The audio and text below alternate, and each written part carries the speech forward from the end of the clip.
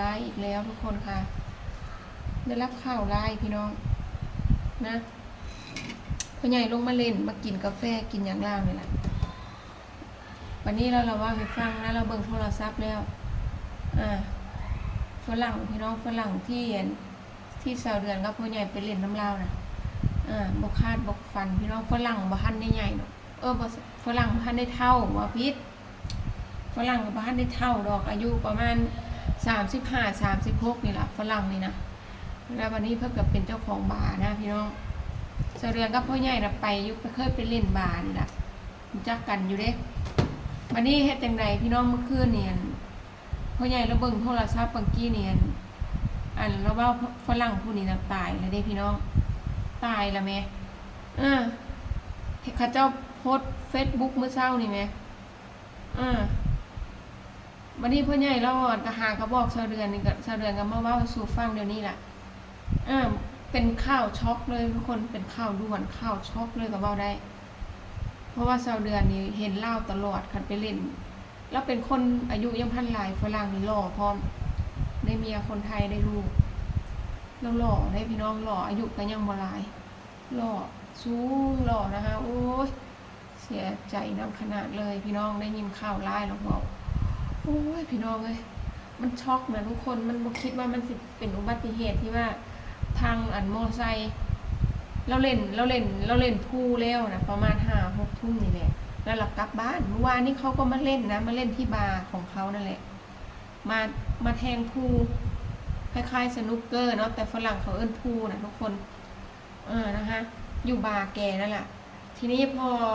พอแกกลับบ้านเราขี่มอเตอร์ไซค์กลับบ้านเราประสบอุบัติเหตุพี่น้องเสียชีวิตเลยนะคะนะคะทุกคนข่าวช็อกบ่คิดบ่ฝันเลยเสเดือนก็ฮู้จักกันกับเราอยู่แต่บ่ค่อยได้เว้ากันดอกแต่ว่าฮู้ว่าเห็นรู้จักกันเที่ยวนั้นน่ะที่เสเดือนไปเล่นกับพ่อใหญ่น่ะไปเล่นกับพ่อใหญ่เที่ยวนึงเด้เพื่อไปเล่นภูอยู่บาร์เรานี่ล่ะที่ว่าเสเดือนนั้นแต่ว่านั้นเสเดือนโพสต์ลงไปในช่องสีฟ้านะคะเสเดือนไปเที่ยวสุดท้ายเลยที่เราเสียชีวิตน่ะเสเดือนไปได้มื้อนั้นน่ะกับพ่อใหญ่เรายังได้เราเป็นเจ้าของบาร์เป็นบอสเขาเอิ้นบอสเนาะบัดทีนี้พ่อใหญ่ยังได้สั่งเบียร์มาให้เสเดือนกินอยู่เด้อเบียร์แม่พี่น้องบัดนี้สั่งลูกน้องบ่ทันได้เห็นบัดนี้แล้วเราสั่งพ่อใหญ่อันนี้ล่ะเจ้าของบาร์นี่อายุบ่ทันหลาย35-36ฝรั่งกำลังหล่อกำลังนี่เลยเดี๋ยวเรามีเมียพูดถึงอายุยังน้อยบัดนี้เราไปเอาเบียร์นะมาเปิดให้เสเดือนมื้อนั้นน่ะเสเดือนก็เลียวเบิ่งลาวอยู่ได้เรานี่จ้อยครับจ้อยครับกว่าเก่าลักษณะของเราจ้อยแฮงเป็นคนที่สูงมากแล้วก็ผอมแต่ว่าตะก้อนก็ดูดีล่ะพี่น้องสวัสดีจ้าสาวเดือนว่าสั้นสาวจ้อยไอ้จอมแจ่มไอ้จอมแจ่มสวัสดีจ้าไอ้จอมแจ่มนะคะใส่เสื้อกั๊กไว้ให้แล้วนะคะมีช่องบ่จ้านะคะ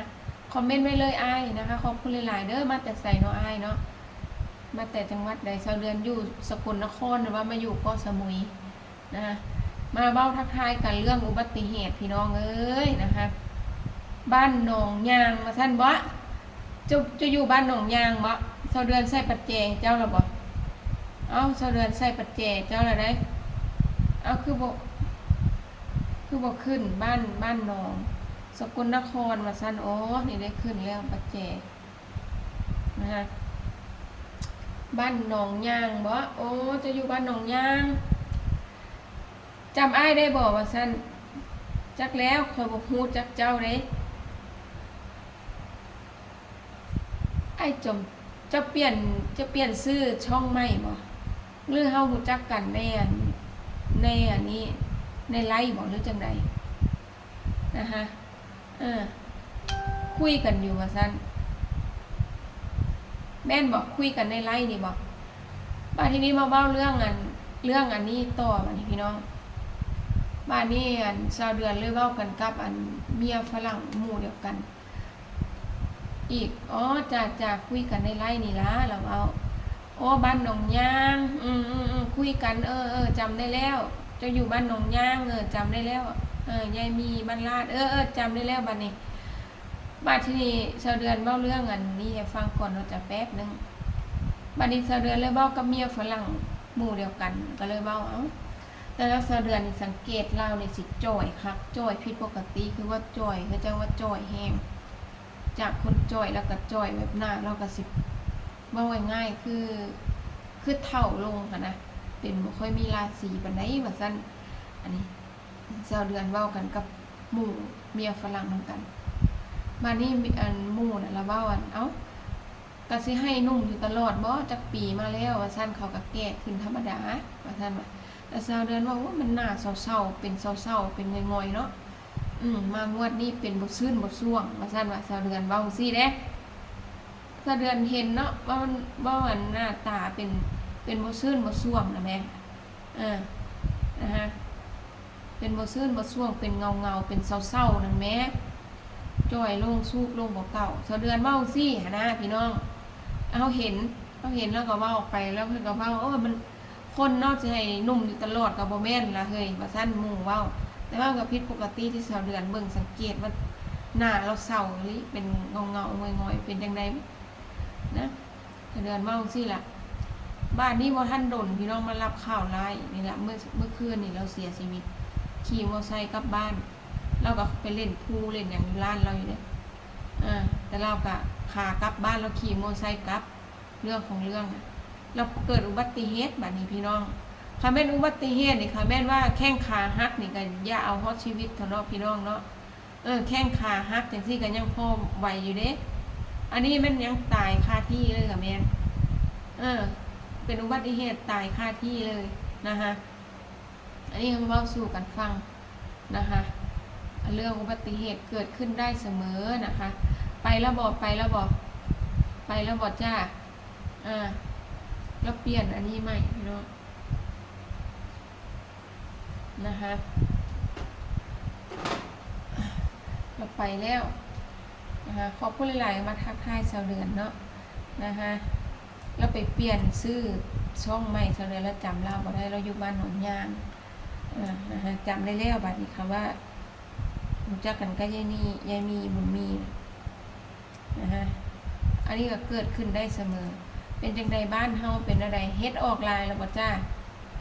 เฮ็ดออกลายแล้วบ่บ้านเฮาเดี๋ยวนี้ฝนตกมาอีกแล้วเฮ็ดรวมแล้วเขาเจ้าเก็บเฮ็ดรวมแล้วเดี๋ยวนี้นะฮะดอกกระเจียวเขาก็หาไปกินเบิดหลายสุดแล้วนะมีแต่เฮ็ดรวมออกนะฮะอันนี้พูดถึงเฮ็ดฮอนพี่น้องนี่ล่ะพี่น้องเว้าสู่กันฟังอุบัติเหตุเกิดขึ้นได้เสมอแม้กระทั่งคนรู้จักกันนะคะอายุก็ยังบ่หลายเนาะพี่น้องเอ้ยเสียดายแฮงเนี่ยว่าคนยังมีอนาคตไกลรุ่นน้องชาวเดือนหลายปีนะคะโอ้เห็นกันอยู่ลัดๆพี่น้องมีแต่แนวเว้าแล้วก็ได้เนาะคนเฮานี่ก็บ่แน่นอนนี่ล่ะเขาเจ้าเว้านะคะคนเฮากับบ่แน่นอน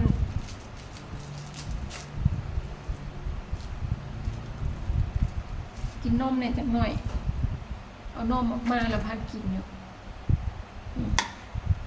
ข้าวช็อกเลยก็ว่าได้ช็อกแฮง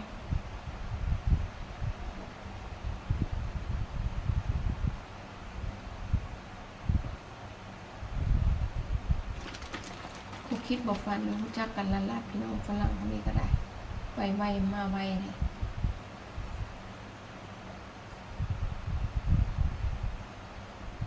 เมื่อง่ายๆเราก็ยังเด็กน้อยอยู่เนาะ30 กว่าปีเนาะโอ้ยมาได้เมียไทยมีลูกแล้วล่ะมีเมียมีลูกแล้วมีร้านบาร์มาลงทุนอยู่เกาะสมุยหลายปีแล้ว